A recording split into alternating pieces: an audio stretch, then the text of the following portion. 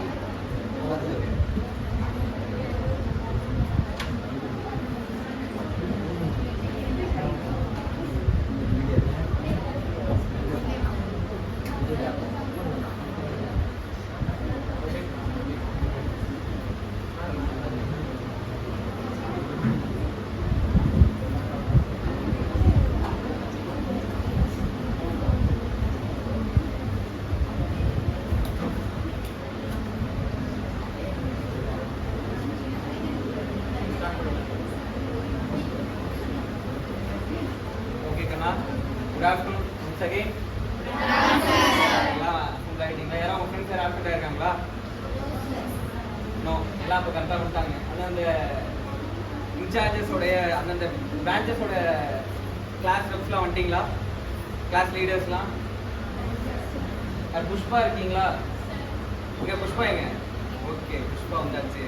Hemavathi, Jayabharathi, okay பக்கா. நந்தினி எல்லாரும் வந்தாச்சு. எல்லாம் வந்துட்டாங்களா கிளாஸ் லீடர்ஸ்? உங்களுடைய பிரான்ச்சஸ் எல்லாம் ஒன்றா தானே எல்லாம் வந்தீங்க? எப்படி ஒன்றா வந்தீங்களோ அதே மாதிரியே வந்து நீங்கள் எல்லாம் வந்து ஒன்றாவே ரெஸ்பெக்டிவ் பஸ் ஏறி ஊருக்கு பத்திரமா போயிட்டு எல்லோரும் என்ன பண்ணணும், ஒரு மெசேஜ் மட்டும் போடணும். ஓகே, ரீச் ஹோம் சேஃப்டி அப்படின்னு. ஓகே கண்ணா, fine. Let us start with 2016 அப்போ தான் நீட்டை வந்து புதுசாக லான்ச் பண்ணாங்க. லான்ச் பண்ணப்போ டிமானிட்டைசேஷனும் நடந்தது இல்லையா? டிமானிட்டைசேஷன் என்னது? 1000 ரூபா 500 ரூபா நோட்லாம் செல்லாது அப்படின்னு சொல்லிட்டாங்க. அப்போது நோட்டுக்காக நம்ம எல்லாரும் வந்து போராடினோம். இப்போ ஜல்லிக்கட்டு நடத்தக்கூடாதுன்னாங்க, ஸோ மாட்டுக்காக போராடினோம். நீட்டும் வந்துச்சு, நீட்டுக்காக போராடணும் இல்லையா? ஸோ நோட்டு, மாடு, நீட் எல்லாத்துக்காகவும் போராடினோம். அப்போ எல்லாரும் என்ன சொன்னாங்க, தமிழ்நாட்டு மாணவர்களால் நீட் வந்து முடியவே முடியாது, ரொம்ப கஷ்டமானது, இது எங்களுக்கு தேவையில்லை, இதுலேருந்து எங்களுக்கு விலக்கு வேணும் அப்படின்னு நிறைய போராட்டங்கள் நடந்துகிட்டு தான் இருந்தது இல்லையா? பட் 2023 இதுக்கு முன்னாடி வரைக்கும் ஸ்டேட் எப்படி இருந்தது, தமிழ்நாட்டால் முடியாதுன்ற ஸ்டேட்டை தமிழ்நாட்டு மாணவர் மாதிரி இதுக்கப்புறம் யாராலையுமே முடியாது அப்படின்ற ஸ்டேட்டை உருவாக்கியது. அந்த ஸ்டேட்டை உருவாக்கியது யாரு அப்படின்னு பார்த்தீங்கன்னா நம்முடைய பிரபஞ்சன் அவர் தான். 2023 எவ்வளோ மார்க் எடுத்திருக்காரு? 720. எவ்வளோக்கு? அவுட் ஆஃப் 720க்கு 720 ஃபுல்லாக எடுத்து ஏர்னா என்ன இருக்குன்னா ஆல் இந்தியா ரேங்க் 1 வந்து செக்யூர் பண்ணியிருக்காரு இல்லையா? அதாவது நம்மாழ்வார் ஒரு பாட்டில் சொல்லியிருப்பாரு, உயரவர் எவனவன் அப்படின்னு சொல்லியிருப்பாரு. அப்படின்னா என்ன, ஒரு கடவுள் என்னன்னு சொல்றாருன்னா உயரம்னு ஒன்று இருக்கும், அந்த உயரத்துக்கு மேல எதுவுமே கிடையாது அப்படின்னு சொல்லியிருப்பாரு. அப்ப அந்த உயரத்துக்கு மேல எதுவும் இல்லை. யாராலுமே 720 எடுக்க முடியுமா? 721 எடுக்க முடியுமா?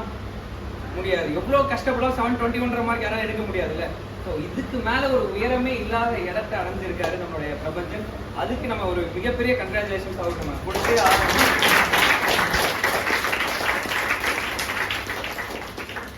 எவ்ரி இயர் அந்த ரெக்கார்ட் பிரேக்கிங் அப்படின்றது இருக்கும். அந்த ரெக்கார்டை இவங்க பிரேக் பண்ணிட்டாங்க, இவங்களோட ரெக்கார்டை இவங்க பிரேக் பண்ணிட்டாங்கன்னு இருக்கும். அந்த மாதிரி இவ்வளோ எடுத்த ரெக்கார்டை யாராலையும் பிரேக்கே பண்ண முடியாது. அந்த லெவலை வேணா ரீச் பண்ணலாமே தவிர அதை தாண்டி வந்து போகவே முடியாது. ஓகேவா? இதுக்கப்புறம் இருக்கக்கூடிய டேஸ் ஒரு அரௌண்ட் ஒரு 15 to 20 டேஸ் தான் இருக்கு இல்லையா? அதை நீங்கள் எப்படி யூட்டிலைஸ் பண்ணணும் அதை மட்டும்தான் இதில் பார்க்க முடியும். ஏன்னா நீங்கள் எல்லாமே படிச்சிருக்கீங்க இல்லையா? ஆல்மோஸ்ட் வந்து எல்லாமே படித்து முடிச்சாச்சு. இப்போ உங்களுக்காக என்ன ஃபிசிக்ஸ் எப்படி பண்ணணும்னு பார்த்தீங்க. இப்போ இந்த 15 டேஸ் என்ன பண்ணணும், இந்த மாதிரி உங்களை வந்து ஒரு ஒருங்கிணைத்து உங்களுடைய பீக்கு கொண்டுட்டு போயிட்டு இருக்கிற ஸ்டைலில் தான் நம்ம எல்லாருமே இன்வால்வ் ஆகிருக்கும். ஓகேவா? ஸோ எல்லாம் படிச்சிருக்கேன், அதை கான்ஃபிடென்ட்டாக வச்சுக்கோ, அதான் உங்களுடைய பேஸு. அதுலேருந்து நம்ம பீக்கு போகிறதுக்கான செயல் எல்லாத்துலேயுமே இன்வால்வ் ஆகிருக்கும். அதை ஒழுங்காக எல்லோரும் ஃபாலோ பண்ணிக்கோங்க.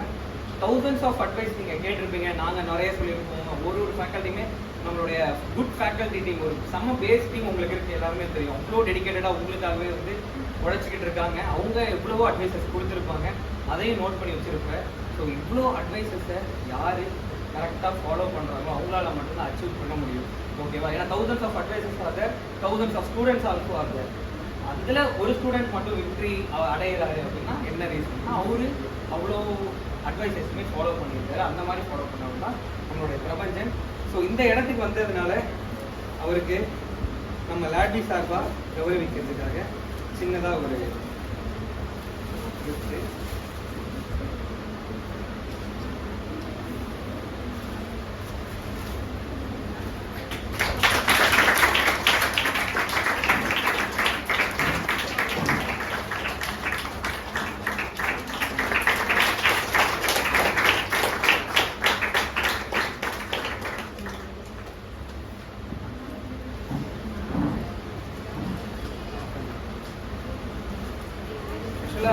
பேர் வைக்கிறதோட இம்பார்ட்டன்ஸ் வந்து எங்களுடைய கிராண்ட் ஃபாதர் எப்பயுமே எனக்கு சொல்லிகிட்டே இருப்பாரு.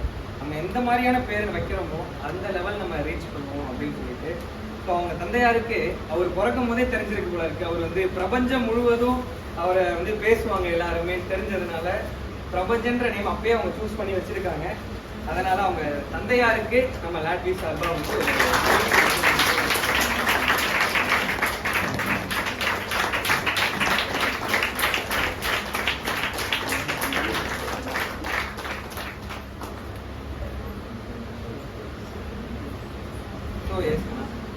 உன்னுடைய லெவல் எல்லாம் என்னன்றது உங்களுக்கு ஓரளவுக்கு தெரிஞ்சிருக்கும். இப்போ வந்து பிரபஞ்சன் உங்க கூட லைவ்ல ஃபேஸ் டு ஃபேஸ்ல பேச போறாரு. ஸோ இந்த மொமெண்ட்டுக்காக தான் இவ்வளோ எல்லாருமே வெயிட் பண்ணியிருப்பீங்கன்னு நினைக்கிறேன். ஸோ கான் வெயிட் மொமெண்ட் இல்லையா? ஸ்டார்ட் பண்ணலாம். எல்லாருக்கும் வணக்கம். இப்போ வந்து என்ன ஆக்சுவலாக இப்போ தான் வந்து லைக் 1 year 2 year ஃபுல் மலைப்பு போட்டு இப்போ தான் அந்த லாஸ்ட் 1 month தான் வந்து ரொம்ப க்ரூஷியலான டைம். இப்போது லைக் ஃபுல்லாக இது வரைக்கும் வந்து எவ்வளோ படிச்சிங்களோ அது எல்லாத்தையும் வந்து இப்போ ஒரு வாட்டி ரிவைஸ் பண்ணி கடைசியில் நீட்டில் எப்படி வந்து ப்ரெசென்ட் பண்ண போகிறோம் அப்படிங்கிறது தான் வந்து லாஸ்ட் 15 டேஸ்க்கு.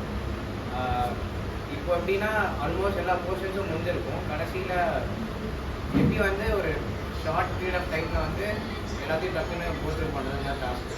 ஸோ வந்து ஒவ்வொரு சாப்டர் ஃபிசிக்ஸ் இருக்குது, கெமிஸ்ட்ரி இருக்குது, பயாலஜி இருக்குது. எல்லாத்துக்கும் வந்து மெயினாக ஃபிசிக்ஸ் கெமிஸ்ட்ரிக்கு வந்து எப்படின்னா ஷார்ட் நோட்ஸ்னு ஒன்று எடுத்துக்கணும். ரிவைஸ் பண்ணுறது வந்து இப்போ இந்த டைமில் வந்து உட்காந்து இப்போ உங்களுக்கு என்ன கான்செப்ட் இல்லைன்னா ஃபுல் கான்செப்ட் வந்து உட்காந்து படிச்சுட்டு எல்லாத்தையும் இப்போ படிக்க முடியாது இல்லையா? ஸோ அதுக்கு வந்து ஒரு சாப்டர் இருக்குன்னா அதில் இருக்க இம்பார்ட்டன்ட் ஃபார்முலா இல்லை அதில் இருக்க இம்பார்ட்டன்ட் தியரி பாயிண்ட்ஸ்லாம் மட்டும் ஒரு பேப்பரில் ஒரு கம்ப்ளீட் சாப்டர் வந்து ஒரு பேஜில் கவர் ஆகிற மாதிரி ஒரு ஹாஃப் பேஜ் ஒரு ஷீட்டில் எடுத்துக்கிட்டோம்னா இந்த கடைசி மினிட்ல வந்து திடீர்னு வந்து எனக்கு இந்த ஒரு சம் போடும்போது எனக்கு தெரியல அப்படின்னா அந்த கான்செப்ட் மட்டும் போட்டு பண்ணிட்டோம்னா வந்து திருப்பி டக்குன்னு ஆகும். ஸோ உட்காந்து ஒரு 30 பேஜ் 40 பேஜ் இருக்கணும். ஸோ ஒரு சாப்டர் அவ்வளோ படிக்கிறதுலாம் டைம் கிடையாது. ஸோ இந்த மாதிரி ஷார்ட் நோட்ஸ் எடுத்துக்கிட்டால் வந்து ரொம்ப யூஸ்ஃபுல்லாக இருக்கும். அதே மாதிரி லாஸ்ட் மினிட்ல வந்து நான் ஃபாலோ பண்ணது என்னென்னா இந்த எரர் நோட்ஸ்னு என்ன ஒன்று இருக்குது. நீங்கள் டெய்லி ஆல்மோஸ்ட் நிறைய டெஸ்ட்லாம் எழுதுவீங்க. நீங்கள் இந்த கிராண்ட் டெஸ்ட் மார்க் டெஸ்ட் அதெல்லாம் எழுதும்போது என்ன பண்ணணும்னா என்னென்ன மிஸ்டேக் பண்ணுறீங்களோ அதெல்லாம் வந்து ஒரு செப்பரேட் ஒரு நோட் போட்டு என்ன மிஸ்டேக் பண்ணீங்களோ அதுக்கு வந்து என்ன சொல்யூஷன், என்ன எரர் பண்ணீங்களோ அது ஏன் இந்த எரர் வந்துச்சு, என்ன தப்பு பண்ணியிருக்கோம், என்ன இந்த ஃபார்முலா அப்ளை பண்ணும்போது வேறு எதுவும் அப்ளை பண்ணியிருக்கோம் இல்லை வேறு எப்படி யோசிக்கணும், ஏன் தப்பு பண்ணோம், அப்புறம் என்ன கரெக்டான ஆன்சர் பண்ணோன்னா திருப்பி அடுத்த எக்ஸாமுக்கு வரும்போது இதை கோத்ரூ பண்ணோன்னா திருப்பி வந்து இந்த மிஸ்டேக் வந்து ரிப்பீட் பண்ணணும். ஸோ இந்த எரர் நோட் ஷார்ட் நோட் மெயினாக ஃபிசிக்ஸ்க்கு வந்து ஷார்ட் நோட் ரொம்ப போகிறேன். பயாலஜிக்கு வந்து ஃபுல் அண்ட் ஃபுல் என்சிஆர்டி தான். கெமிஸ்ட்ரிக்கும் என்சிஆர்டி தான் ஆக்சுவலாக. என்சிஆர்டினா இந்த சிபிஎஸ்சி புக்ஸ்.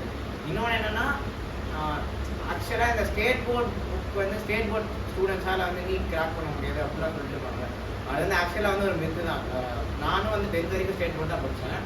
11th தான் வந்து சிபிஎஸ்சி மாறினேன். ஏன்னா 11th வந்து பப்ளிக் எக்ஸாம் கிடையாது சிபிஎஸ்சியில். ஸோ அந்த டைம் கொஞ்சம் டிஸ்ட்ராக்ஷன்ஸ் எல்லாமே ஃபுல்லாக நீட் கேட்போம் கொண்டு தான் நான் சிபிஎஸ்சி. ஆனால் புக்ஸ் எல்லாம் வந்து கண்டென்ட் வந்து இது ஸ்டேட் போர்ட் வந்து ஆக்சுவலாக சிபிஎஸ்சியோட வந்து ஃபுல் சிபிஎஸ்சியோட நிறையா இன்னும் இன்ஃபேக்ட் அது வந்து இன்னும் எக்ஸ்டென்சிவாக இருக்கும் ஸ்டேட் போர்டில். ஸோ இதோட நிறைய கண்டென்ட்டை தவிர இதில் இருக்கிறது அதில் இல்லை அப்படின்னு அதுவுமே இல்லை. ஸோ அது படித்தாலும் பிரச்சனை இல்லை. அதனால எதுவும் லைக் அண்டர் கான்ஃபிடென்ட்டாக ஃபீல் பண்ணுறாங்க. ஸோ ஆனால் சிபிஎஸ்சி எதுக்குன்னா அதுதான் வந்து லைக் போர்ஷன். அதான் இதுதான் சிபிஎஸ்சிலேருந்து வெளியே கேட்க மாட்டாங்க. அதுதான் போர்ஷன் தவிர ஸ்டேட் போர்ட் படித்தாலும் பிரச்சனை இல்லை. ஸோ லாஸ்ட் மினிட்ல ஒரு வாட்டி வந்து என்சிஆர்டி அந்த சிபிஎஸ்சி புக் பார்த்துட்டு கொஞ்சம் ஹெல்ப்ஃபுல்லாக இருக்கும். பயாலஜிக்கும் ஃபுல்லாக தான் லைன் பை லைன் படிக்கணும். எல்லாமே புரிஞ்சு படித்தா ஈஸியாக இருக்கும். அண்ட் கெமிஸ்ட்ரி வந்து வந்தேன் அப்படின்னா கெமிஸ்ட்ரிக்கு வந்து ஆர்கானிக், இன்ஆர்கானிக், ஃபிசிக்கல். ஆர்கானிக் வந்து ஃபுல்லாக வந்து கெமிக்கல் ரியாக்ஷன்ஸ் தான். ஸோ இருக்கிற மெயினாக ரியாக்ஷன்ஸ் மட்டும் அந்த புக்கில் இருக்கிற ரியாக்ஷன் வந்து தனியாக ஒரு பேப்பரில் எழுதி வச்சுட்டு எழுதிட்டுனா யூஸ்ஃபுல்லாக இருக்கும். என்னென்னா ரியாக்ஷன்ஸ் மட்டும் லைக் எக்ஸாக்டாக புக்கில் இருக்க ரியாக்ஷன் எக்ஸாமில் கேட்க மாட்டாங்க. அந்த ரியாக்ஷன்ஸ் மட்டும் மாற்றிட்டு ப்ராடக்ட்ஸ் வேறு மாற்றிட்டு இல்லை அந்த மாதிரி அந்த என்சைம் அந்த என்ன இது ரியாக்ஷன் மட்டும் மாற்றிடுவாங்க. அதில் இருக்கிறது வேறு காம்பவுண்ட் கொடுத்துருவாங்க. ஸோ அது மக்கும் அடிக்க முடியாது. பட் எப்படி அந்த மெக்கானிசம் புரிஞ்சுட்டா இன்னும் ஈஸியாக இருக்கும். ஸோ அந்த ரியாக்ஷன் மட்டும் ஆர்கானிக் வச்சுக்கணும். ஃபிசிக்கல் வந்து எப்படின்னா மோர் லைக் அது வந்து ஃபிசிக்ஸ் தான். சம் ப்ராப்ளம்ஸ் சால்வ் பண்ணி பார்க்கணும் ஃபிசிக்கல் கெமிஸ்ட்ரி. அதே மாதிரி ஃபிசிக்கல் கெமிஸ்ட்ரி வந்து லைக் சம் சால்வ் பண்ணுறது இல்லாமல் தியரியும் இம்பார்ட்டன்ட் ஃபிசிக்கல் கெமிஸ்ட்ரியில். நிறைய பேர் என்ன பண்ணுவாங்கன்னா ஃபிசிக்கல் கெமிஸ்ட்ரி தான் சம் மட்டுமே போட்டு பார்த்துட்டு போய் பண்ணால் லைக் தியரியும் ஆஸ் இம்பார்ட்டன்ட் ஆஸ் ப்ராப்ளம் மாதிரி தியரி ஃபிசிக்கல் கெமிஸ்ட்ரியில். ஸோ அதுக்கு வந்து லைக் டெக்ஸ்ட் வந்து ஒரு வாட்டி பார்க்கணும். அண்ட் இது இன்ஆர்கானிக் எப்படின்னா வந்து கம்ப்ளீட்லி லைக் பயாலஜி. அது வந்து லைன் பை லைன் படிக்கணும். எல்லாமே இன்ஆர்கானிக் கெமிஸ்ட்ரி வந்து சம வாழ்க்கை படித்தா வந்து டக்கு மறந்துடும். ஸோ வந்து திருப்பி ரிவைஸ் பண்ணிட்டே இருக்கணும். அகைன் லைக் நீட் போகிறதுக்கு முன்னாடி ஒரு வாட்டி லாஸ்ட் வீக் அந்த லாஸ்ட் 2 days வந்து திருப்பி இன்ஆர்கானிக் கெமிஸ்ட்ரி எடுத்து படித்தா அவங்க போய் டக்குன்னு லைக் ஞாபகம் வரும். அண்ட் ஃபிசிக்ஸ் எப்படின்னா கம்ப்ளீட்டாக வந்து ப்ராக்டிஸ் தான். வேறு ஒன்றுமே பண்ண முடியாது. எவ்வளோ சம் நிறைய எவ்வளோ சம் போடுறோமோ அவ்வளோக்கு வந்து நாலேஜ் வரும் ஃபிசிக்ஸில். ஏன்னா எவ்வளோ சம் போட்டாலும் இன்னும் நமக்கு தெரியாத மாடல் வந்து இருந்துகிட்டே தான் இருக்கும் ஃபிசிக்ஸில். ஸோ வந்து புது ஒரு லைக் அதுக்கு என்ன பண்ணணும்னா நிறையா டெஸ்ட் எழுதணும் கடைசியில். இந்த டைம் லாஸ்ட் இந்த 15 days தான் வந்து என்னென்னா நான் வந்து ஒரு லைக் கடைசியில் வந்து ஒரு நாளைக்கு 2 டெஸ்ட்டு அந்த மாதிரி இந்த கிராண்ட் டெஸ்ட் வந்து எழுதுனேன். நீட் பேட்டர்ன்லேயே இருக்க டெஸ்ட்டு அந்த ஒரு 720 மார்க்கு 3 or 20 minutes அப்படியே அங்கே எப்படி இருக்குமோ அந்த மாதிரி லைக் டவுன் வந்தால் பார்க்கலாம் மாட்டேன். ஃபுல்லாக எழுதிட்டு கரெக்ட் பண்ணிட்டு என்னென்ன மிஸ்டேக் வருது அப்படின்றது இந்த எரர் நோட் எழுதுவோம். அப்போது வந்து இந்த மாதிரி ஒவ்வொரு பேப்பர்லேயும் ஒரு 4 சம் புதுசாக வரும் ஃபிசிக்ஸ் ஒரு மாடல். ஸோ நிறைய கொஷின்ஸ் போட்டு பார்த்தே எனக்கு ஃபிசிக்ஸ் ப்ராக்டிஸ் தான் பண்ணணும் நிறையா. அண்ட் எரர் நோட் ஹெல்ப் பண்ணும். தப்பு என்ன பண்ணணுமோ அதை அனலைஸ் பண்ணி மாற்றிக்கணும். சப்ஜெக்ட் வைஸ் பார்த்தோன்னா அப்படி தான். அண்ட் வேறு என்ன இந்த 20 days என்னன்னா இந்த கிராண்ட் டெஸ்ட் நிறைய எழுதுங்க. எப்படின்னா அதே மாதிரி வந்து டெஸ்ட்டுன்னு எழுத உட்காந்துட்டோன்னா நடுவில் டவுட் வந்து பார்க்கலாம் அப்படின்னா பண்ணாதீங்க. பிகாஸ் உங்களுக்கு வந்து கடைசியில் நீட் எக்ஸாம் போய் எழுதும் போது அதுக்கு ஒரு ப்ராக்டிஸ் வேணும். நான் எப்படின்னா நான் ஒரு 50-60 கிராண்ட் டெஸ்ட் எழுதிருந்தேன்னா எனக்கு நீட் வந்து ஒரு 50 எழுதிருந்தேன்னா 51st கிராண்ட் டெஸ்ட் மாதிரி. எனக்கு வந்து இங்கே அவ்வளோ ட்ரெயின் ஆகிட்டேன் நான். எக்ஸாக்டாக அந்த time limit number of questions paper இங்கே ஓஎம்ஆர் நான் எழுதும் போதே பக்கத்தில் ஓஎம்ஆர் வச்சு இங்கே பபிள் பண்ணிப்போம். ஓஎம்ஆர் கொடுப்பாங்க. ஸோ வெறும் டிக் மட்டும் கொஸ்டின் பேப்பரில் டிக் மட்டும் பண்ணிட்டு வராமல் ஓஎம்ஆர் ஏன்னா அதுக்கு தனி டைம் எடுக்கும்ல. ஸோ அதையும் எல்லாமே 3 hours 20 minutes முடிக்கிற மாதிரி ஒரு 50-60 டெஸ்ட் எழுதணும்னா நீட்டுக்கு வந்து லைக் பெரிய டிஃப்ரென்ஸ் தெரியாது.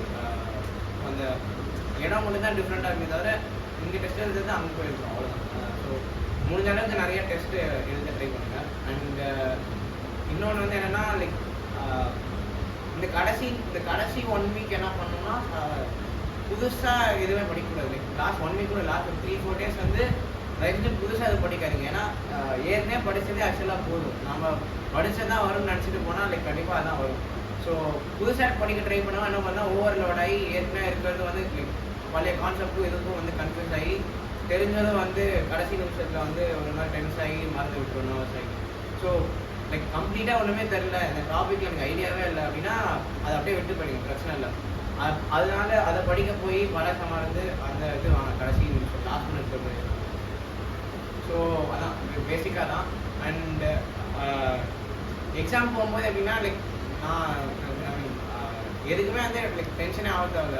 அங்கே போயிட்டு வந்து பிகாஸ் என்னதான் நீங்கள் வந்து ஃபுல்லாக எல்லாமே படிச்சிட்டேன் எல்லாமே எனக்கு தெரியணும் அப்படி போனால் கூட அங்கே போயிட்டு நர்வஸ் ஆகிட்டோம் இல்லை பதட்டம் மேட்ச்னா வந்து கம்ப்ளீட்டாக போய்ட்டு எக்ஸாம் அங்கே போய் கடைசியில் பயம் வந்துச்சுன்னா அவ்வளோ ஒன்றுமே பண்ண முடியாது.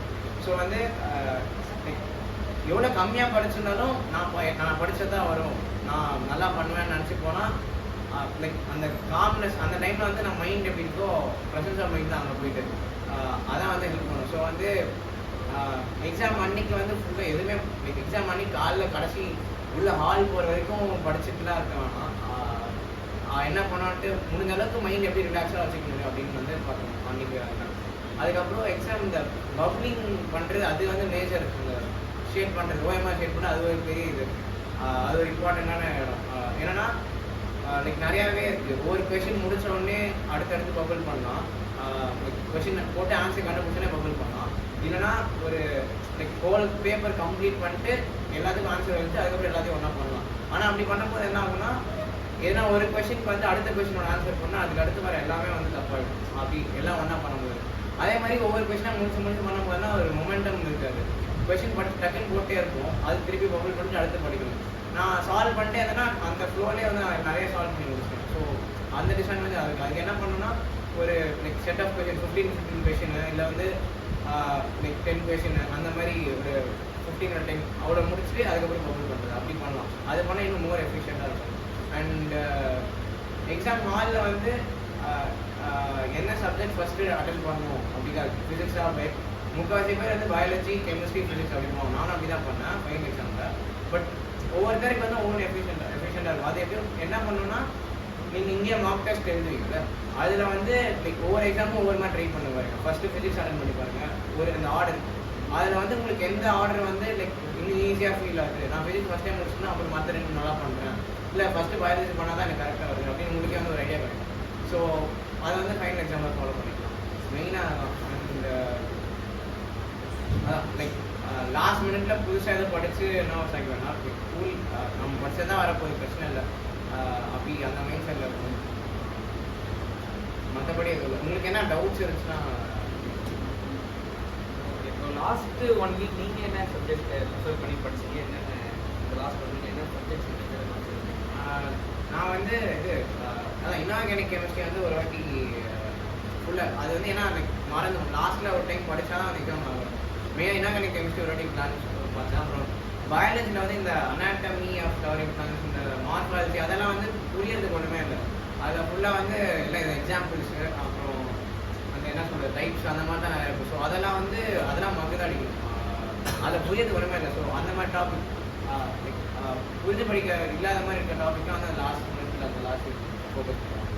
அண்ட் ஃபிசிக்ஸ் வந்து ஃபிசிக்ஸ்க்கு வந்து தியரி வந்து 45 கொஷின் 50 கொஷினில் ஒரு 10 கொஷின் தியரி கேட்பாங்க. ஸோ நீங்கள் வந்து இப்போவே நான் ஃபிசிக்ஸில் ஓரளவுக்கு நான் 140 130 அந்த ரேஞ்சில் 100 நல்லா சம் நல்லா போடுறேன் அந்த மாதிரி அந்த ரேஞ்சில் இருக்கீங்கன்னா நீங்கள் இப்போ தியரி ஃபோக்கஸ் பண்ணலாம். அந்த லாஸ்ட் டைமில் இம்பார்ட்டன்ட் இந்த தியரி பாயிண்ட்ஸ் மட்டும் இந்த கூகுளெலாம் போட்டால் வரும். இல்லைன்னா அந்த என்சிஆர்டி இல்லை ஸ்டேட் போர்ட் அதில் இருக்க இம்பார்ட்டன்ட் தியரி பாயிண்ட் ஃபார்முலா மட்டும் இந்த லாஸ்ட் வீக் வந்து பார்க்கலாம்.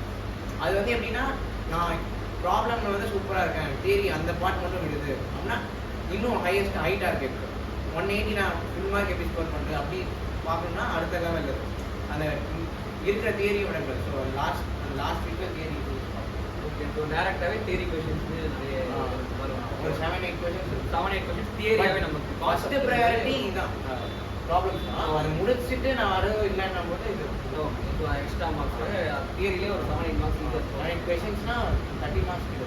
Okay okay. So 30 to 40 questions வந்து தியரியிலே உங்களுக்கு வந்துடும்.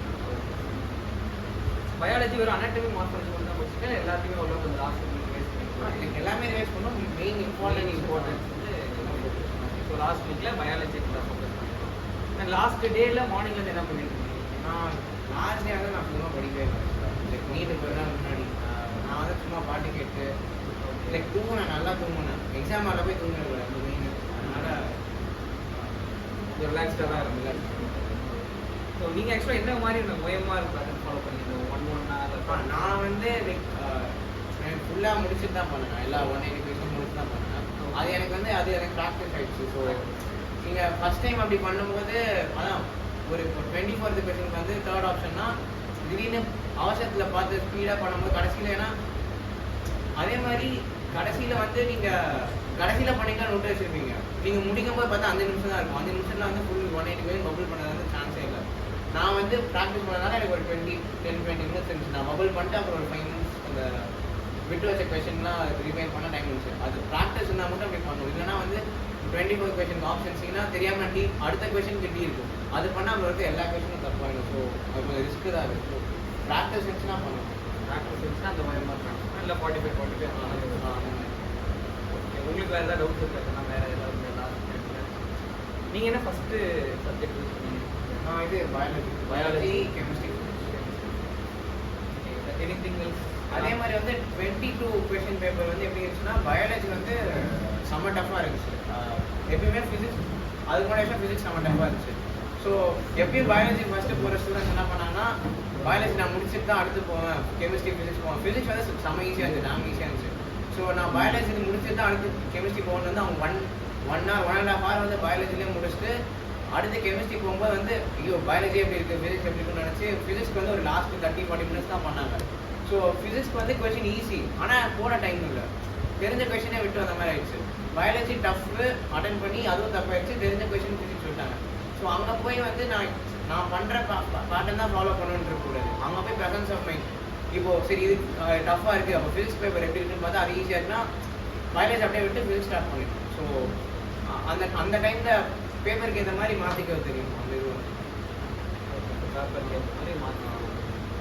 எல்லாமே ப்ரெசன்ஸ் ஆஃப் மைண்ட் தான். அந்த இடத்துல நீ எடுக்கிற டெசிஷன் எல்லாமே நீ எடுக்கிற டெசிஷன் தான் உன்னோட மார்க் இன்க்ரீஸ் பண்ண போதும் டிக்ரீஸ் பண்ண போதும். அதுதான் இல்லையா? ஓகே. வேறு ஏதாவது உங்களுக்கு தேவைப்படுதா இந்த லாஸ்ட் மினிட்ல வேறு என்ன பண்ணலாம் சார்? நான் இந்த லெவலில் இப்போ கிராஷ் கோர்ஸ் ஸ்டூடெண்ட்ஸ் பார்த்தீங்கன்னா ஒரு 1 month தான் படிச்சுட்டு இருப்பாங்க. அவங்க இப்போ ஓரளவுக்கு ஒரு 400 கிட்ட ஸ்கோர் பண்ணணும்னா என்ன மாதிரி ப்ரிப்பேர் பண்ணலாம்? அது வந்து இந்த ப்ரீவியஸ் கொஸ்டின் பேப்பர்ஸ்லாம் நிறைய போட்டுருப்பாங்க. இந்த லாஸ்ட் ஒரு 5-6 years நீட் பேப்பர்லாம் போட்டால் பேசிக் மாடல் ஒரு ரிப்பீட்டேஷன் இருக்கும். ரிப்பீட்டேஷனாக எக்ஸாக்ட் கொஸ்டின் வராது, நியூமரிக்கல் சேஞ்ச் பண்ணி வேல்யூ சேஞ்ச் பண்ணி ஃபிசிக்ஸ்லாம் நல்லா யூஸ்ஃபுல்லாக இருக்கும். ப்ரீவியஸ் அந்த மாடல்லே வந்து ஒரு 40 சம்ஸில் வந்து கொஸ்டின்ஸ் ப்ராப்ளம் வந்து 40 வருதுன்னா 20-25% வந்து அதே மாடல் எக்ஸாக்ட் மாடல் தான் இருக்கும். ஸோ அது ப்ரீவியஸ் கொஸ்டின் பேப்பர் போடலாம். அண்ட் இந்த இம்பார்ட்டன்ட் கீ பாயிண்ட்ஸ் தியரி பாயிண்ட்ஸ்லாம் பயாலஜிலாம் அதை ஹைலைட் பண்ண பாயிண்ட்ஸும் படிக்கலாம். ஓகே. ஸோ அப்புறம் பயாலஜி நல்லா பயாலஜி எப்படினாலும் அது வந்து லைக் ஐடியல். அது பயாலஜி முடிச்சு தான் மற்ற 2 அது ஏன்னா எல்லாருமே லைக் நீட் ஆஸ்பிரன்ஸ் எல்லாருமே வந்து பயாலஜி வந்து நல்ல மார்க் எடுத்துருவோம் 350-360. டிசைடிங் என்னன்னா ஃபிசிக்ஸ் கெமிஸ்ட்ரி தான். ஸோ நான் பயாலஜி ஒழுங்காக படிக்கல, ஆனால் ஃபிசிக்ஸ் கெமிஸ்ட்ரி சூப்பராக படிக்கலாம். ரேங்க் நீங்கள் சேம் மார்க்னா பயாலஜி தான் ப்ரியாரிட்டி. இப்போது 2 பேர் சேம் ஒரு 500 மார்க் இருக்கணும்னா பயாலஜியில் யார் அதிகம்னு பார்ப்பாங்க. அவங்க தான் வந்து ரேங்க் ஏஆர் அந்த முன்னாடி போகும். ஸோ ஃபஸ்ட் என்னதாலும் பயாலஜி நல்லா படிச்சணும். அப்போ ஃபிசிக்ஸ் வேறு ஏதாவது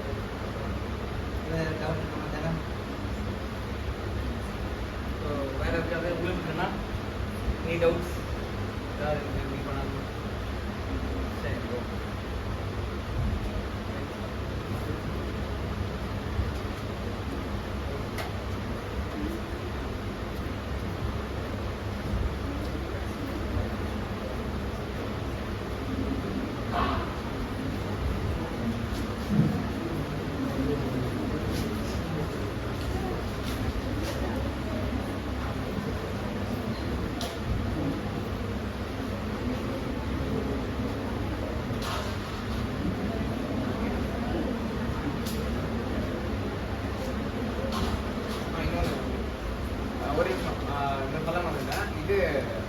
எக்ஸாம் எழுதிட்டு இருக்கும்போது இப்போ ஒரு சில கொஷின்லாம் வந்து டவுட் வரும்ல, லைக் தெரியாமல் இருக்கும். அது வந்து உங்களுக்கு வந்து ஐடியாவே சுத்தமாக இல்லைன்னா வந்து அந்த கொஷின்லேயே உட்காந்து ஒரு 2 மினிட் 3 மினிட் ரொம்ப டைம் எடுக்குது அப்படின்னு தெரிஞ்சிச்சுன்னா அது விட்டுருங்க. லைக் கடைசியாக ரிவ்யூக்கு வச்சுக்கலாம் அந்த கொஷின். ஏன்னா அந்த கொஷினே இருந்தால் அதுவே ஒரு 3-4 மினிட்ஸ் எடுத்துச்சுன்னா ஐடியலாக ஒரு கொஷினுக்கு 1 மினிட் தான் எடுத்துக்கணும் வீட்டில். ஃபிசிக்ஸ்க்கு வேணால் 1.5 மினிட் 2 மினிட், ப்ராப்ளம்னா 2 மினிட்டு. அது வந்து பயாலஜியில் காமன் தேரும். ஸோ 2 மினிட்ஸ் மேலே போகுது, எனக்கு ஐடியாவே இல்லை, கொஷினே போட தெரியல அப்படின்னா வந்து இதாக்கி அதை விட்டுணும் கடைசியாக. ஏன்னா அது வந்து போடாமல் ரொம்ப டைம் ஆயிடுச்சுன்னா ஒரு 3-4 மினிட்ஸில் ஒரு கொஷின் ஆச்சுன்னா என்னால் வர மாட்டேங்குதுன்ட்டு அப்படியே வந்து அடுத்து ஒரு 2-3 கொஷின் சிம்பிள் கொஷினாக இருக்கும். டைம் ரொம்ப கம்மியாக இருக்கும். அந்த ப்ரெஷரும் டைம் அந்த வந்து சைடில் இருந்துகிட்டே இருக்கும். டைம் சீக்கிரம் முடிக்கணும். ஸோ சில்லி மிஸ்டேக் பண்ண நிறைய சான்சஸ் இருக்குது. ஸோ வந்து தெரியலன்னா கடைசியாக ரிவ்யூ வச்சுக்கலாம். கடைசியானா இப்போ நான் 20 மினிட்ஸ் முடிச்சிட்டேன், 20 மினிட்ஸ் இருக்குது, ஒரு 10 கொஷின் நான் வந்து விட்டு வச்சுருக்கேன், 20 கொஷின் விட்டு வச்சுருக்கேன்னா அப்போ கொஞ்சம் டைம் இருக்குது, சரி பொறுமையாக போகலான்ட்டு மைண்ட் காமாக இருந்தால் எல்லாமே லைக் நல்லா யோசிப்போம். ஓகேவா? ஸோ தெரியலன்னா அதிலே உட்காந்துருக்குதா நெக்ஸ்ட் கொஷின் ஸ்கிப் பண்ணிட்டு போயிடும். அது அதே மாதிரி அங்கே போயிட்டு லைக் எந்த தாட்ஸுமே வேணாம். லைக் ரிசல்ட் எப்படி வரப்போகுது, காலேஜ் சீட் கிடைக்குமா கிடைக்காதா. இப்போ எனக்கு என்னன்னா இந்த கொஷின் ஃபுல் அந்த கான்சென்ட்ரேஷன் வந்து அப்படி இருக்கணும். ஒரு கொஷின் போடும்போது அடுத்த கொஷின் எப்படி இருக்கும் கூட யோசிக்கூடாது. அது ஃபிசிக்ஸ் ஓகே ஈஸியாக இருக்குன்னா கெமிஸ்ட்ரி எப்படி இருக்குமோ, பயாலஜி எப்படி இருக்கும் டஃப்பாக இருக்கும் கூட யோசிக்கூடாது. இந்த கொஷின் போகிறேன்னா இதுக்கு எனக்கு ஆன்சர் வேணும், அவ்வளோதான். ஸோ ஃபுல் ஃபோக்கஸ் அதில் இருக்கும் அப்படின்னா ஈஸியாக டைம் சீக்கிரமாக ஆன்சர் வரும்.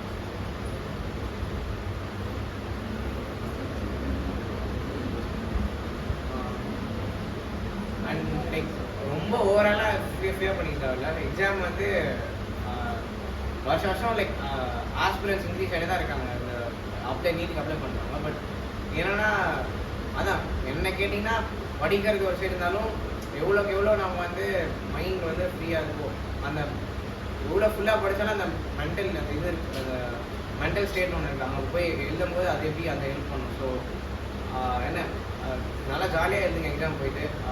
எதுவும் ஃபியர்லாம் ஆனால் சீட்டில் ஈஸியாக கிடச்சிடும். ஸோ எல்லாம் நல்லா பண்ணிடணும். அதை பிரச்சனை.